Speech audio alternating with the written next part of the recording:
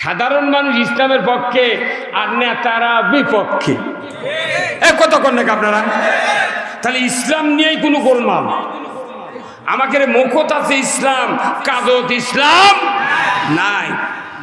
এই শিবগঞ্জ উপজেলার 1 বছর আমি বক্তৃতা দিচ্ছি, এই 16 বছরের এই সরকারের সময় এক নেতা এসে করছে মঞ্চ, আমি বসে আছি বারে,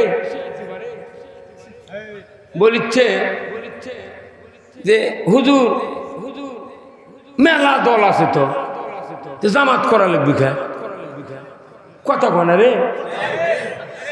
আমি একে প্রধান বক্তা বসে আছি বারে পূব দিঘা সেই সভা করছে, হুজুর এতগুলো দল আছে জামাত ইসলামী করা লাগবে, তার কি মানে অন্য দল করা যায় না? আচ্ছা এটা কি একটা রাজনীতিবিদের কথা? কে ভাই কন?